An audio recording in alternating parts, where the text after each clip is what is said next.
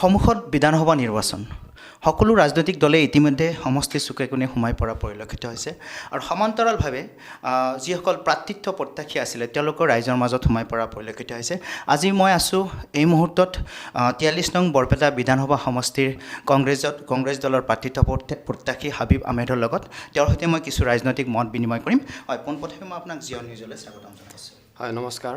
হয়, যিহেতু নিৰ্বাচনলৈ কিছুদিন নাই, আপুনিও প্ৰাৰ্থিত্ব প্ৰত্যাশী, এই ক্ষেত্ৰত প্ৰস্তুতি কেনেকুৱা চলিছে?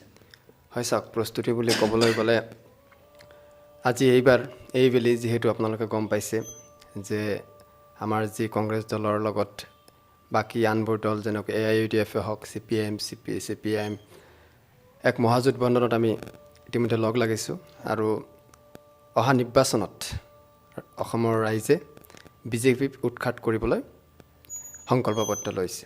হয়, আপুনি এগৰাকী প্ৰাৰ্থিত্ব প্ৰত্যাশী আৰু কিছুদিন পূৰ্বে তাৰা দাসে হৈ কংগ্ৰেছ দলত জইন কৰিলে আৰু ইতিমধ্যে তেওঁ কংগ্ৰেছ দলৰ পৰা সৰুক্ষেত্ৰী সমষ্টিক দুবাৰকৈ প্ৰতিনিধিত্ব কৰিছিল। এই ক্ষেত্ৰত আপুনি কি ক'ব?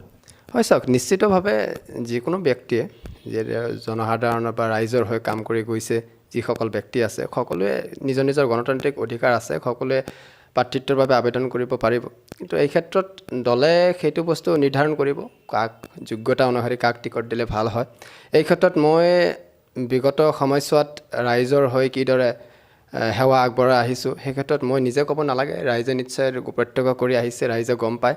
আৰু এইবুলি যিহেতু দলে যুৱ প্ৰজন্মক অগ্ৰাধিকাৰ দিম বুলি আগতেও প্ৰতিশ্ৰুতি দিছে আৰু ৰাইজেও এইবাৰ বৰপেটা সমষ্টিত বিচাৰিছে যে এগৰাকী স্থানীয় ব্যক্তিক তথা যুৱ প্ৰজন্মক এইবাৰ অগ্ৰাধিকাৰ দিব বুলি ৰাইজে সংকল্পবদ্ধ ইতিমধ্যে লৈছে। আব্দুৰ ৰহিম খান আছে, তেওঁ AUDFৰ বিধায়ক আছিলে, এতিয়া কংগ্ৰেছ দলৰ কৰ্মী, তেওঁ সম্পৰ্কে কি ক'ব?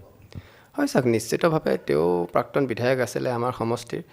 সকলোৰে যোগ্যতা আছে, কেৱল আব্দুৰ ৰহিম খান ছাৰ বুলিয়ে নহয়, যিকেইজন প্ৰাৰ্থিত্ব ইতিমধ্যে প্ৰাৰ্থীৰ কাৰণে নিজে কচুৱাগছ আৰম্ভ কৰিছে, ৰাইজৰ মাজলৈ গৈছে, সকলোৰে যোগ্যতা আছে আৰু সকলোৱে টিকট প্ৰাৰ্থিত্ব বিচাৰিব পাৰে, সেইটো ডাঙৰ কথা নহয়। আপোনাক দেখিছোঁ বহুত দিন পূৰ্বৰ পৰা আপুনি সমষ্টি চুকে কোণে সোমাই গৈছিলে, বিশেষকৈ কৰোণা কালতো যিসকল ব্যক্তি আছিল তেওঁলোকক সহায় কৰিছিলে।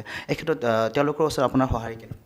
হয় চাওক, এই ক্ষেত্ৰত প্ৰথমে মই ক'ব লাগিব ৰাইজৰ মাজলৈ সোমাই গৈছিলোঁ, লকডাউনে হওক বা বানপানীৰ সময়তে হওক। এয়া প্ৰথম কথা হ'ল যে আমাৰ দায়িত্ব সমাজৰ প্ৰতি যিখিনি মোৰ কৰিবলগীয়া কৰ্তব্য এইখিনি মই নিষ্ঠাৰে পালন কৰিছোঁ। এই ক্ষেত্ৰত সেইকাৰণে এইবুলি ৰাইজে মোক কৈছে, মই যদিও ভবা নাছিলোঁ, ৰাইজে মোক ঘৰলৈ আহিছে, মোক ফোন যোগে কৈছে যে আমি আপোনাক বিচাৰোঁ, আপুনি প্ৰাৰ্থিত্ব বিচাৰিব লাগে, আপোনাৰ হৈ যিমানখিনি আগবাঢ়িব লাগে আমি আগবাঢ়ি যাম। সেইকাৰণে ময়ো সাহস কৰিছোঁ, যিহেতু ৰাইজ লগত আছে, যুৱ প্ৰজন্মৰ লগত আছে। বাকী দলে যদি প্ৰাৰ্থিত্ব প্ৰক্ষেপ কৰে নিশ্চিতভাৱে মই প্ৰতিদ্বন্দ্বিতা কৰিবলৈ আগবাঢ়িম। এয়া আছিল হাবিব আহমেদ, 43 নং সন্মানীয় বৰপেটা বিধানসভা সমষ্টিৰ কংগ্ৰেছ দলৰ প্ৰাৰ্থিত্ব প্ৰত্যাশী। বিগত সময়ছোৱাত তেওঁক দেখা গৈছিলে যে বানপানী হওক বা কৰোণা সমস্যা হওক তেওঁ দুৰ্গতৰ কাষত থিয় দিছিলে। গতিকে এই ক্ষেত্ৰত দলে তেওঁৰ লগত কি সিদ্ধান্ত লয় সেয়া নিশ্চয় ভৱিষ্যতে লক্ষণীয় হ'ব। ভিডিঅ' জাৰ্নেলিষ্ট ৰাজাৰ সৈতে মৃণাল কলিতা, ৰিপৰ্ট জিঅ' নিউজ।